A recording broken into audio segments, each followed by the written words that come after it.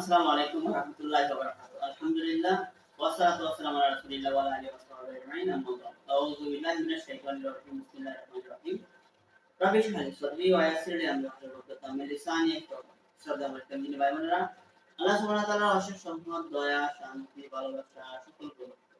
আজকে এই ভিডিওতে আলোচনার বিষয়বস্তু হচ্ছে রাসূল সাল্লাল্লাহু আলাইহি ওয়াসাল্লাম কিভাবে জানাজাতে গোসল করতেন। রাসূল সাল্লাল্লাহু আলাইহি ওয়াসাল্লাম গোসল কিভাবে করতেন সে সম্পর্কে একটা হাদিস বলার চেষ্টা করব ইনশাআল্লাহ তাআলা। আয়েশা রাদিয়াল্লাহু তাআলা বলেন রাসূল সাল্লাল্লাহু আলাইহি ওয়াসাল্লাম যখন জানাজাতে গোসল করতেন তখন তিনি দু হাত ধুয়ে নিতেন, সালাতের মতো ওযু করতেন, লজ্জাস্থান ধুয়ে নিতেন এবং হাতে দুই হাতে ৩ জায়গা পানি দিয়ে মাথায় ঢালতেন, তারপর সারা শরীর ধুয়ে নিতেন। এটি ছিল তার জানাজাতের গোসল। এটা হাদিসে আয়েশা রাদিয়াল্লাহু তাআলা থেকে হাদিসটা পাওয়া যায়। আরেকটা হাদিসে মাইমুনা রাদিয়াল্লাহু তাআলা বলেন যে আমি রাসূল সাল্লাল্লাহু আলাইহি ওয়াসাল্লামের জন্য গোসলের জন্য পানি রাখলাম। তখন তিনি সালাতের মতো ওযু করলেন কিন্তু দু পা ব্যতীত। তারপর দু হাত ধুয়ে নিলেন, ২ বার বা ৩ বার করে ২ হাত ধুয়ে নিলেন। তারপর লজ্জাস্থান ধুয়ে নিলেন, যে জায়গায় নোংরা লেগে আছে সেই জায়গা ধুয়ে নিলেন। তারপর সে হাত মাটিতে বা দেয়ালে ঘষে নিলেন। তারপর নাকে পানি দিলেন ও কুলি করলেন। তারপর চেহারা ধুইলেন। তারপর আপনার চেহারা ধোয়ার পর তিনি সারা শরীরে পানি ঢাললেন। এটা ছিল মুহাম্মদ সাল্লাল্লাহু আলাইহি ওয়াসাল্লামের গোসল। তারপর সেখান থেকে সরে গিয়ে তিনি দু পা ধুতেন। যেহেতু সালাতের মতো ওযু করতেন দু পা ব্যতীত। দু পা ব্যতীত হচ্ছে আপনার দু পা ছাড়া সালাতের মতো ওযু করবেন গোসলের আগে। তারপর গোসল শেষে সেই জায়গা থেকে একটু সরে গিয়ে তারপর দু পা ধুয়ে নিতেন। এটা ছিল মুহাম্মদ সাল্লাল্লাহু আলাইহি ওয়াসাল্লামের গোসল। তাহলে মাইমুনা রাদিয়াল্লাহু তাআলা থেকে কয়েকটা হাদিসই পাওয়া যাচ্ছে যে এটি হাদিস রাসূলুল্লাহ সাল্লাল্লাহু আলাইহি ওয়াসাল্লাম সালাতে নেওযু করতেন কিন্তু দু পা ব্যতীত।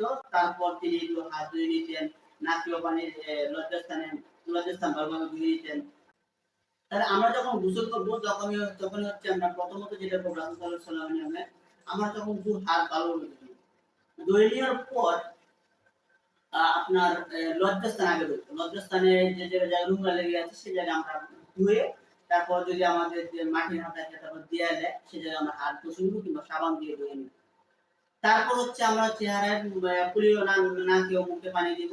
তারপর চেহারা ধুয়ে নিব। তারপর হচ্ছে আমরা মাথা মাসিও করার পর আমরা সারা শরীরে পানি নেব। সারা শরীরে পানি নেওয়ার পর যখন আমাদের গোসল শেষ হয়ে যাবে তখন আমরা সেই জায়গা থেকে সরে গিয়ে দূরে গিয়ে আমরা পা ধুয়ে নিব। তাহলে এটা হবে মুহাম্মদ সাল্লাল্লাহু আলাইহি ওয়াসাল্লামের গোসলের নিয়ম। মুহাম্মদ সাল্লাল্লাহু আলাইহি ওয়াসাল্লাম এভাবে গোসল করতেন। তো অনেকেই বলে যে গোসল করার পর ওযু করতে হয় কিনা? তো এটা একটা বিষয় যে আপনি যখন গোসল করার আগে ওযু করে নিবেন তখন আপনার গোসল করার পরে ওযু করার প্রয়োজন হবে না। তাহলে গোসল হচ্ছে একটা পবিত্রতার একটা জিনিস। তাই আমরা চেষ্টা করব যে রাসূল সাল্লাল্লাহু আলাইহি ওয়াসাল্লাম যেভাবে গোসল করতেন, জানাজাতে গোসল করতেন সেভাবে আমরা গোসল করার জন্য। তাই আমরা ওযুর মতো গোসল করার আগে আমরা সালাতের মতো ওযু করব, দু পা ছাড়া আমরা সব অঙ্গ-প্রত্যঙ্গ আগে পানি দিয়ে ধুয়ে নিব। তারপর আমরা পানি ঢালবো সারা শরীরে। ঢালার পর সেখান থেকে সরে গিয়ে আমরা পা ধুয়ে নিব। তাহলে আমাদের সুন্নাত তরিকায় রাসূল সাল্লাল্লাহু আলাইহি ওয়াসাল্লাম যেভাবে গোসল করতেন সেভাবে গোসল আমাদের হয়ে যাবে। আজকে আমার ভিডিও এ পর্যন্তই।